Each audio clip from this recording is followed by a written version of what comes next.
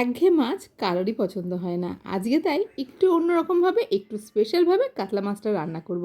এখানে 5টা কাতলা মাছের পেটির পিস নিয়ে নিয়েছি। এটাকে ম্যারিনেট করে নিচ্ছি অল্প নুন, গোলমরিচের গুঁড়ো আর লেবুর রস দিয়ে।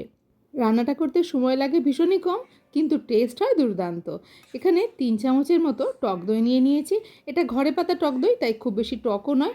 তার সঙ্গে কয়েকটা কাজুকে দিয়ে বেটে নিচ্ছি। কাজুটা একটুখানি জলে ভিজিয়ে রেখেছিলাম যাতে বাটতে সুবিধা হয়।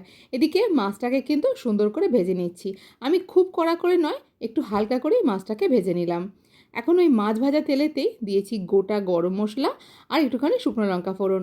তার সঙ্গে দিয়ে দিয়েছি একটা বড় সাইজের পেঁয়াজ বাটা। বাটা পেঁয়াজটা যখন বেশ গোল্ডেন কালারের হয়ে যাবে, তখন তার মধ্যে আদা রসুন কাঁচা লঙ্কা বাটা দিয়ে দিয়েছি অল্প একটুখানি লঙ্কার গুঁড়ো আর একটুখানি জিরে গুঁড়ো, পরিমাণ মতো নুন, কাজু টক দইয়ের পেস্টটাও এখানে দিয়ে দিলাম। এখন ভালো করে কষাতে হবে যতক্ষণ না ওপর থেকে তেলটা এভাবে ভেসে উঠছে। ভিডিওগুলো ভালো লাগলে অবশ্যই একটা লাইক করো, চ্যানেলটাকে সাবস্ক্রাইব করে পাশে থেকো। ওই মিক্সিং জারটা ধুয়েই 1 কাপ মতো জল এখানে দিয়ে দিয়েছি। গ্যাসের ফ্লেম থাকবে একদম কম। মাছটা দিয়ে আরও কিছুক্ষণ রান্না করে নেব। মাছটা আমি একটু অল্পই ভেজেছিলাম, তো ঢাকা দিয়ে গ্যাস কমিয়ে কিছুক্ষণ রান্না করে নেওয়ার পর এখন উপর থেকে ছড়িয়ে দিয়েছি কিছুটা বেরেস্তা। গ্যাসটা বন্ধ করে দিয়ে ওপর থেকে একটুখানি গরম মশলার গুঁড়ো ছিটিয়ে দিয়ে কিছুক্ষণ স্ট্যান্ডিং টাইমে রেখে দেবো। তাহলে কিন্তু রেডি হয়ে যাবে আমাদের দই কাতলা। গরম গরম ভাত বা পোলাওয়ের সঙ্গে এই রেসিপিটা কিন্তু দারুণ লাগে।